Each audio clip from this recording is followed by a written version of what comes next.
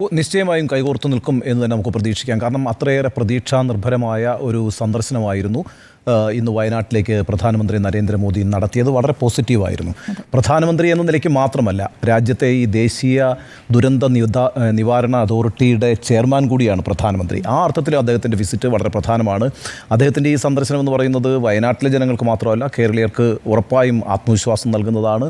അതുകൊണ്ട് ഈ സന്ദർശനത്തെ വളരെ പോസിറ്റീവായിട്ടാണ് ഞാൻ കാണുന്നത്. ഇതിപ്പോൾ ഞാൻ ഇന്നലെ തന്നെ പറഞ്ഞിരുന്നു, ഇന്ന് പ്രധാനമന്ത്രി എത്തുന്നത് ഏതെങ്കിലും തരത്തിലുള്ളൊരു പാക്കേജ് പ്രഖ്യാപിക്കാനോ ഒന്നുമല്ല. അദ്ദേഹത്തിൻ്റെ സന്ദർശനത്തിൻ്റെ പ്രധാനപ്പെട്ട ലക്ഷ്യമെന്ന് പറയുന്നത് ഇവിടെ വന്ന് എന്താണ് സംഭവിച്ചതെന്ന് നേരിട്ട് ബോധ്യപ്പെടുക. ഒപ്പം രാജ്യത്തിൻ്റെ പ്രധാനമന്ത്രി തന്നെ നേരിട്ട് വന്ന് ഈ സ്ഥിതിഗതികൾ വിലയിരുത്തുന്നു എന്ന് പറയുന്നത് ദുരന്തബാധിതരായ മനുഷ്യരെ സംബന്ധിച്ചിടത്തോളം എത്രത്തോളം ആത്മവിശ്വാസം നൽകുന്നൊരു കാര്യമാണ്. അപ്പോൾ ആ അർത്ഥത്തിലൊക്കെ ഈ സന്ദർശനം അതിപ്രധാനമായിരുന്നു. അദ്ദേഹത്തിൻ്റെ എല്ലാ ജസ്റ്റേഴ്സുകളും വളരെ പോസിറ്റീവായിരുന്നു. അദ്ദേഹം സ്മൃതി സൂചിപ്പിച്ചതുപോലെ ഈ ഷെഡ്യൂൾ പ്രകാരമല്ല ഇന്ന് വയനാട്ടിലെ അദ്ദേഹത്തിൻ്റെ സന്ദർശന പരിപാടികളൊന്നും. അങ്ങനെയായിരുന്നെങ്കിൽ 3:15 മണിക്ക് അദ്ദേഹം മടങ്ങണം. എനിക്ക് തോന്നുന്നു 5 മണി കഴിഞ്ഞിട്ടാണ് പ്രധാനമന്ത്രി വയനാട്ടിൽ നിന്ന് തന്നെ പുറപ്പെടുന്നത്.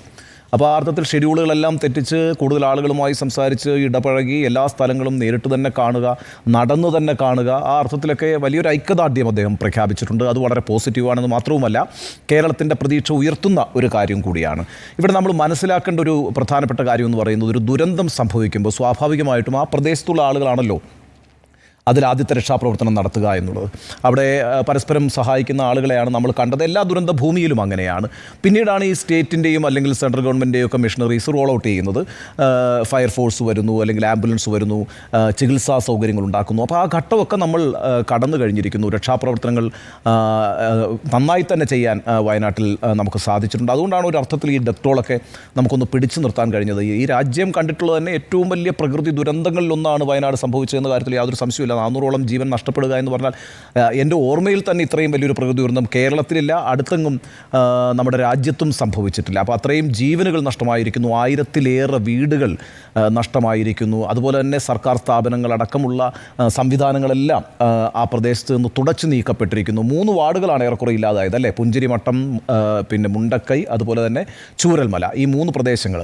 ആ ചെറിയ 3 വാർഡുകളിലാണ് ഇത്രയും വലിയ ദുരന്തമുണ്ടായിരിക്കുന്നത് എന്നുള്ളതാണ്. അപ്പോൾ സ്വാഭാവികമായും ഈ രക്ഷാപ്രവർത്തനങ്ങൾ കഴിഞ്ഞതിന് ശേഷം നമുക്കിനി ചെയ്യേണ്ടതായിട്ടുള്ളത് ഈ ദുരന്തത്തിൽപ്പെട്ടവരെ എത്രയും പെട്ടെന്ന് ചികിത്സിച്ച് അവരെ ജീവിതത്തിലേക്ക് കൊണ്ടുവരിക എന്നുള്ളതാണ്. അപ്പോൾ ആ പ്രക്രിയയാണ് ഇപ്പോൾ സംഭവിച്ചുകൊണ്ടിരിക്കുന്നത്.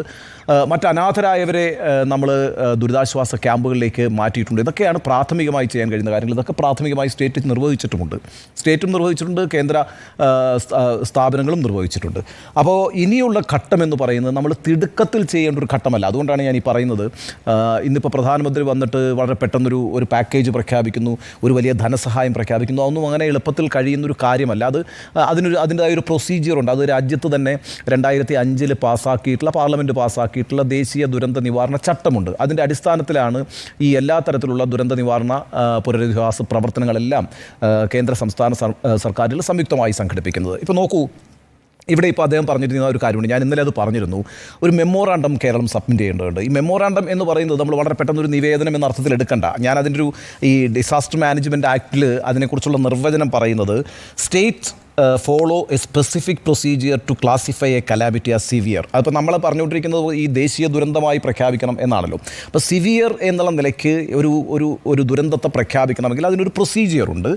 അതെന്ന് പറയുന്നത്, this involves submitting a memorandum detailing sector-wise damage and fund requirement. അതാണ് ഇതിനകത്ത് ഏറ്റവും പ്രധാനപ്പെട്ട ഒരു കാര്യം എന്ന് പറയുന്നത്. ഇപ്പോൾ നമ്മൾ 1000 വീടുകൾ നഷ്ടപ്പെട്ടു, അവിടുത്തെ സർക്കാർ സ്ഥാപനങ്ങളെല്ലാം ഒലിച്ചുപോയി, 400ഓളം ജീവനുകൾ പൊലിഞ്ഞു, അങ്ങാടികൾ നഷ്ടമായി, ആരാധനാലയങ്ങൾ പോയി, കളിസ്ഥലങ്ങളില്ലാതായി. അതുകൊണ്ട് നമുക്ക് ഇത്ര സഹായം, 2000 കോടി രൂപയുടെ സഹായം വേണം, അല്ലെങ്കിൽ 5000 കോടി രൂപയുടെ സഹായം വേണം. ഈ രീതിയിലൊരു പ്രൊസീജിയർ ഇല്ല. അതുകൊണ്ടാണ് അത് വളരെ കൃത്യമായി പറഞ്ഞിരിക്കുന്നത്, സെക്ടർ വൈസ് ഡാമേജ്. ഈ സെക്ടർ വൈസ് ഡാമേജ് എന്ന് പറഞ്ഞാൽ ഓരോ മേഖലയിലും എങ്ങനെയാണ് ഡാമേജ് ഉണ്ടായിരിക്കുന്നത് നമ്മൾ കണ്ടെത്തണം. നമ്മൾ കണ്ടെത്തുകയും ആ കണ്ടെത്തിയതിൻ്റെ അടിസ്ഥാനത്തിൽ നമുക്കത് റീക്രിയേറ്റ് ചെയ്യാനുള്ള അല്ലെങ്കിൽ റീബിൽഡ് ചെയ്യാനുള്ള ഒരു ഫണ്ട് റിക്വയർമെൻറ്റ് കൂടി നമ്മൾ അവതരിപ്പിക്കണം, അത് സബ്മിറ്റ് ചെയ്യണം. അങ്ങനെ അതുകൊണ്ടാണ് ഒരു detailed sector vice damage memorandum submit ചെയ്യണമെന്ന് ഈ ആക്ട് പറയുന്നത്. അതിൻ്റെ അടിസ്ഥാനത്തിലാണ് ഒരു ഹൈ പവർ കമ്മിറ്റി ഇത് റിവ്യൂ ചെയ്തുകൊണ്ട് ഇതിനകത്ത് ഫണ്ട് അലോക്കേറ്റ് ചെയ്യുക എന്ന് പറയുന്നത്. ഇതൊന്നും വലിയ സമയമെടുക്കുന്നൊരു പ്രൊസീജിയർ അല്ല. കാരണം വെച്ചാൽ ഒരു ദുരന്തം സംഭവിച്ചു കഴിഞ്ഞ് കഴിഞ്ഞാൽ അതിനോട് വളരെ പെട്ടെന്ന് റിയാക്ട് ചെയ്യേണ്ടതുണ്ട്. ആ റിയാക്ട് ചെയ്യുക എന്ന് പറയുന്നതിൻ്റെ ആ പ്രോസസ്സ് കഴിഞ്ഞിരിക്കുന്നു. ഇനി അവരെ നന്നായി റീഹാബിലിറ്റേറ്റ് ചെയ്യുക എന്നുള്ളതാണ്. ഈ റീഹാബിലിറ്റേഷൻ എന്ന് പറയുന്നത് നമ്മൾ വിചാരിക്കുന്ന നമുക്കൊരു ഇപ്പോൾ തന്നെ ഒരുപാട് രാഷ്ട്രീയ സംഘടനകൾ പിന്നെ വീടുകൾ പ്രഖ്യാപിച്ചിട്ടുണ്ട് അല്ലേ, അതുപോലെ തന്നെ സന്നദ്ധ സംഘടനകൾ പ്രഖ്യാപിച്ചിട്ടുണ്ട്, യുവജന സംഘടനകൾ പ്രഖ്യാപിച്ചിട്ടുണ്ട്, വ്യക്തികൾ എന്നുള്ള നിലയ്ക്ക് ആളുകൾ പ്രഖ്യാപിച്ചിട്ടുണ്ട്. നമ്മൾ തന്നെ ഒരു ടൗൺഷിപ്പ് പിന്നെ റിപ്പോർട്ടർ TV-യുടെ ഭാഗമായിട്ട് പ്രഖ്യാപിച്ചിട്ടുണ്ട്. അപ്പോൾ ഇതൊക്കെ ചെയ്യാമെങ്കിലും നോക്കൂ, ഇതിൽ എത്ര പേർക്ക് ജീവിതത്തിൽ ഒരു തൊഴിൽ ചെയ്ത് ജീവിക്കാൻ കഴിയും? ഇവരുടെ ഒരു മെൻ്റൽ ട്രോമ എന്ന് പറയുന്നത് ചെറിയ കാര്യമാണ്. ഇപ്പം കൈ നഷ്ടപ്പെട്ടിട്ടുണ്ടാവില്ല, കാല് നഷ്ടപ്പെട്ടിട്ടുണ്ടാവില്ല, നമ്മളിപ്പോൾ കാണുമ്പോൾ ഒരാൾ ആരോഗ്യവാനായി നമുക്ക് തോന്നാം. പക്ഷേ അയാളുടെ മാനസിക സമ്മർദ്ദം, 9 പേരെ നഷ്ടപ്പെട്ടിട്ടുള്ള വീടുകളില്ലേ, കുടുംബങ്ങളില്ലേ, 4-5 പേരെ ഉറ്റവരെ നഷ്ടപ്പെട്ട ആളുകളില്ലേ, അവർക്കൊക്കെ ഒരു 2 ആഴ്ച കഴിഞ്ഞ് ജോലിക്ക് പോകാൻ കഴിയുമോ, അല്ലെങ്കിൽ 2 മാസം കഴിഞ്ഞ് കഴിയുമോ? ഇല്ല. ഇപ്പോൾ സർക്കാർ ചെയ്തിരിക്കുന്ന ഒരു പ്രധാനപ്പെട്ട കാര്യം, ഒരു കുടുംബത്തിന് 10,000 രൂപ വെച്ച് കൊടുക്കുന്നു. അതുപോലെ തന്നെ ഒരു കുടുംബത്തിലെ 2 അംഗങ്ങൾക്ക് 300 രൂപ വെച്ച് പിന്നെ ഡെയിലിയും കൊടുക്കുന്നു.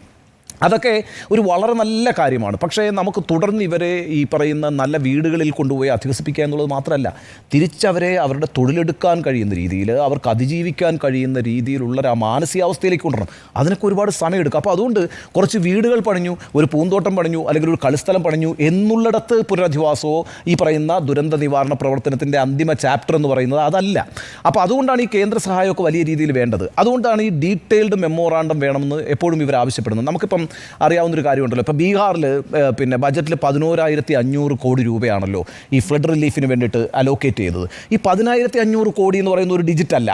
10,000 കോടി എന്ന് പറയാം, അല്ലെങ്കിൽ 5,000 കോടി എന്ന് പറയാം. എങ്ങനെയാണ് നിങ്ങളൊരു 10,500 അല്ലെങ്കിൽ 11,500 കോടി എന്നൊരു ഡിജിറ്റിലേക്ക് വരുന്നത്? അത് ഈ സെക്ടർ വൈസ് ഡാമേജ് ആയിട്ട് ബന്ധപ്പെട്ടുണ്ടാക്കുന്ന മെമ്മോറാണ്ടം ഹൈ ലെവൽ കമ്മിറ്റി പരിശോധിച്ച് എത്തുന്നൊരു ഡിജിറ്റാണ്. ഇപ്പോൾ ഒറീസയിൽ ഉണ്ടായിട്ടുള്ള ഈ സൈക്ലോൺ ഫാനി എന്ന് പറയുന്ന വലിയ ചുഴലിക്കാറ്റുണ്ടായപ്പം അവർക്ക് കൊടുത്തത് 3,338 കോടി 22 ലക്ഷം രൂപയാണ്. അതൊരു ഡിജിറ്റ് അല്ലല്ലോ. 3,000 കോടി എന്ന് പറയാം, അല്ലെങ്കിൽ 2,000 കോടി എന്ന് പറയാം. അപ്പോൾ ഈ 3,338.22 ലക്ഷം എന്ന് പറയുന്ന ഒരു ഡിജിറ്റിലേക്ക് ഈ പറയുന്ന നാഷണൽ ഡിസാസ്റ്റർമെൻറ്റ് മാനേജ്മെൻറ്റ് അല്ലെങ്കിൽ ആ ഫണ്ടിൻ്റെ കമ്മിറ്റി എത്തുന്നത് ഈ പറയുന്ന ഡീറ്റെയിൽഡ് മെമ്മോറാണ്ടത്തിൻ്റെ അടിസ്ഥാനത്തിലാണ്. അപ്പോൾ അതുകൊണ്ട് ഈ സംസ്ഥാന സർക്കാർ കൃത്യമായി അങ്ങനെ ഒരു മെമ്മോറാണ്ടം സബ്മിറ്റ് ചെയ്യേണ്ടതുണ്ട്. ഇപ്പോൾ തന്നെ ഇന്നിപ്പോൾ മന്ത്രി രാജൻ പിന്നെ ഉപസമിതിയുടെ പിന്നെ മീറ്റിങ്ങിന് ശേഷം പറഞ്ഞൊരു കാര്യം എന്ന് വെച്ചാൽ ഒരു പ്രോജക്റ്റ് അവർ കൊടുത്തിട്ടുണ്ട്. പിന്നെ പ്രധാനമന്ത്രി ആവശ്യപ്പെട്ടിരിക്കുന്ന ഒരു മെമ്മോറാണ്ടമാണ്, അത് അടുത്ത ദിവസങ്ങളിൽ കൊടുക്കും എന്നുള്ളതാണ്. നമ്മൾ ശ്രദ്ധിക്കേണ്ട ഒരു കാര്യം എന്ന് വെച്ചാൽ നമ്മളൊക്കെ എന്താ ചെയ്തുകൊണ്ടിരുന്നത്? ഇപ്പം ഇനിഷ്യൽ സ്റ്റേജിൽ എന്താ ചെയ്യുക? ഒരു പ്രോജക്റ്റ് ഉണ്ടാക്കുക അല്ല ചെയ്യുക. അവിടുത്തെ രക്ഷാപ്രവർത്തനങ്ങളിൽ പെട്ടെന്ന് എൻഗേജ് ചെയ്യുക, അവരെ പെട്ടെന്ന് പുനരധിവസിപ്പിക്കുക, അവിടുന്ന് ആളുകളെ മാറ്റി പാർപ്പിക്കുക, തെരച്ചിലുകൾ നടത്തുക, ഇങ്ങനെയൊക്കെയുള്ള കാര്യങ്ങളാണ് പിന്നെ ഒരു സർക്കാർ ചെയ്യുക. അത് തന്നെയാണ് കേന്ദ്രവും സംസ്ഥാനവും ചെയ്ത്. ഇതിനിടയ്ക്ക് ഒരു ഇൻ്റർ മിനിസ്റ്റീരിയൽ സംഘം വന്നിട്ട് അവിടെ പരിശോധിച്ച് പോയിട്ടുമുണ്ട്. ഇനിയൊരു ഡീറ്റെയിൽഡായ പരിശോധന ആവശ്യമുണ്ട്. അപ്പോൾ ഈ സെക്ടർ വൈസ് ആയിട്ടുള്ള കാര്യങ്ങൾ കണ്ടെത്തി ഡീറ്റെയിൽഡായ ഒരു മെമ്മോറാണ്ടം സമർപ്പിക്കുമ്പോൾ മാത്രമാണ് നമുക്ക് കേന്ദ്ര സഹായം കിട്ടുക. ഇവിടെ നമ്മൾ പോസിറ്റീവായിട്ട് എന്താണ് കാണുന്നത്? അത് പ്രധാനമന്ത്രിയുടെ വാക്കുകളാണ്. പ്രധാനമന്ത്രി എന്താ പറഞ്ഞത്? നിങ്ങളോടൊപ്പം ഞങ്ങളുണ്ട് എന്നുള്ളതാണ്. അത് കേന്ദ്രമെന്ന് മാത്രമല്ല അദ്ദേഹം പറഞ്ഞത്, സംസ്ഥാന സർക്കാരുണ്ട്, കേന്ദ്ര സർക്കാരുണ്ട്, രാജ്യത്തെ മുഴുവൻ ജനങ്ങളുമുണ്ട് നിങ്ങളോടൊപ്പം എന്നുള്ളതാണ്. അപ്പോൾ അത് ഒരു തുറന്ന സമീപനമാണ്. ആ തുറന്ന സമീപനത്തിൻ്റെ ഏറ്റവും നല്ല ഉദാഹരണം എന്ന് പറയുന്നത് ഇന്ന് അദ്ദേഹം ആ ജില്ലയിൽ ഉടനീളം ചെലവഴിച്ച സമയം എന്ന് പറയുന്നത് വളരെ പ്രധാനമാണ്. അത് അദ്ദേഹത്തിൻ്റെ ആറ്റിറ്റ്യൂഡുണ്ട്. ആ ആറ്റിറ്റ്യൂഡ് എന്ന് പറയുന്നത് ഇപ്പം നമ്മൾ മുഖ്യമന്ത്രിയെ കാണുമ്പോൾ തന്നെ അദ്ദേഹം കൈപിടിച്ച് നിൽക്കുന്ന ചിത്രം എന്ന് പറയുന്നത് ഒരു ചെറിയ പിന്നെ ഐക്യദാർഢ്യ പ്രഖ്യാപനമല്ല. ആ അർത്ഥത്തിലൊക്കെ ഈ പറയുന്ന ദുരന്ത മുഖത്ത് അതുമാത്രമല്ല, അദ്ദേഹം വളരെ പേഴ്സണലായ ഒരു നോട്ടോടു കൂടിയാണ് നമ്മളോട് സംസാരിച്ചത് അല്ലേ. അപ്പോൾ 1979 ആ മോർബി പിന്നെ ഡാം അണക്കെട്ട് പൊട്ടുമ്പോൾ അവിടെ ഒരു സന്നദ്ധ പ്രവർത്തകനായി അദ്ദേഹം പ്രവർത്തിച്ചിട്ടുണ്ട്. അപ്പം അവിടെ 1,500 ആളുകളാണ് പിന്നെ മരിച്ചുപോയത് എന്ന് അദ്ദേഹം ഓർമ്മിക്കുന്നുണ്ട്. ആ 1,500 ആളുകൾ മരിക്കുന്നതും ഏതാണ്ട് 6 or 7 ജില്ലകൾ ഇല്ലാതാകുന്നതും ഒക്കെ നേരിട്ട് കണ്ട് അവിടെ സന്നദ്ധ പ്രവർത്തനം നടത്തിയിട്ടുള്ള ആളെന്നുള്ളത് എനിക്ക് വയനാട്ടുകാരുടെ ദുഃഖം എനിക്ക് മനസ്സിലാകും എന്ന് പറഞ്ഞുകൊണ്ട് വളരെ പേഴ്സണലായിട്ടാണ് അദ്ദേഹം ഇന്നത്തെ ഈ പിന്നെ ഈ സമ്മേളനത്തിൽ സംസാരിക്കുക, വാർത്താലേഖകരോട് സംസാരിക്കുകയൊക്കെ ചെയ്തു ആഫ്റ്റർ ദിസ് മീറ്റിംഗ്. അപ്പോൾ അത് വളരെ പോസിറ്റീവായിട്ടുള്ളൊരു കാര്യമാണ്. അതുകൊണ്ട് ഞാൻ വിചാരിക്കുന്നത് വലിയൊരു സഹായം നമുക്ക് ഈ കാര്യത്തിൽ കിട്ടും എന്ന് മാത്രമല്ല, ഒരു കാര്യം കൂടി പറഞ്ഞ് ഞാൻ അവസാനിപ്പിക്കാം. നമുക്ക് ഈ കാര്യത്തിനകത്ത് ഇപ്പം ഞാൻ അതുകൊണ്ടാണ് പറഞ്ഞത്, ഈ നമ്മളവിടെ ഒരു 1000 വീടുകൾ നിർമ്മിക്കുന്നു എന്ന് വിചാരിക്കുക, അവിടെ അങ്ങാടികൾ ഉണ്ടാക്കുന്നു, അല്ലെങ്കിൽ കളിസ്ഥലങ്ങൾ ഉണ്ടാക്കുന്നു, ആരാധനാലയങ്ങൾ ഉണ്ടാക്കുന്നു.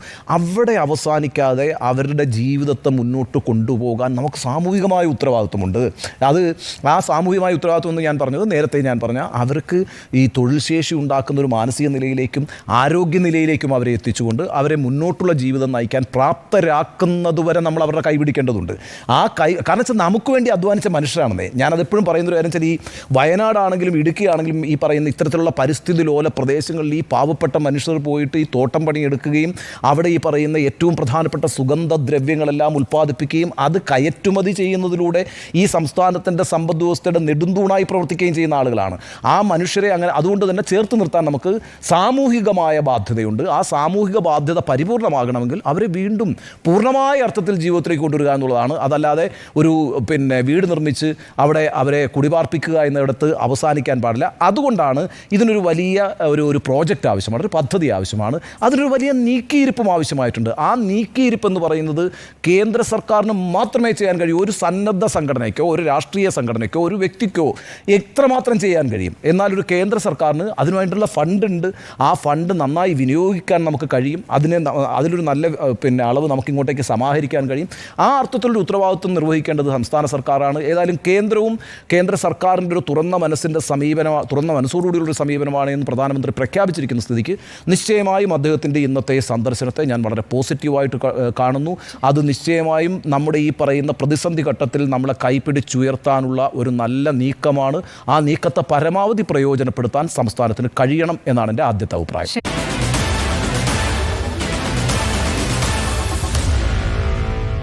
Meet the editors.